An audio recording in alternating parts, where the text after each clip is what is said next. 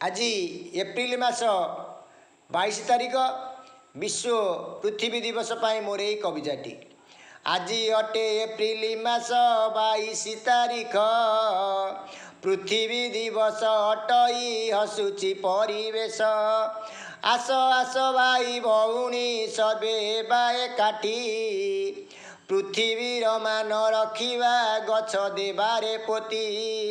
सौर जगत रे पाइछि पृथ्वी श्रेष्ठ स्थान पंचभूत एटी रहिछि अमृतर समान। अलियर दली सहुछि आम जननी परी शास्त्र पुराण रे रहिछि तार कहानी भरी। वन उपवने साहिती रखिछि फूल फल जननी परी धरिछि आमकु तार कोल। अलियर दली सहुछि दिने देइनि गाली माँ परी सिए करई तार दुखी संकाली।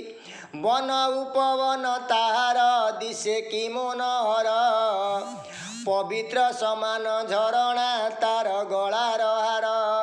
गछलता दिशे सुंदर तार वस्त्र स्वरूप तार शरीर को काटिले करिदेले कुत्सित। गुमुरी गुमुरी कांदुछि आम पृथ्वी आजी विषवलय पृथ्वी मनीष हेला पाजी। केही न देखंती आखिरे आजी पृथ्वी दुख आकाशरु अग्नि वर्षुची कालटी विपरीत।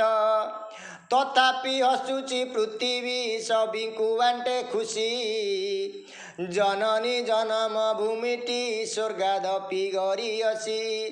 जननी जन्म भूमिटी स्वर्गादपि गरियसी। समस्त को मोर सारस्वत प्रणाम। जय जगन्नाथ।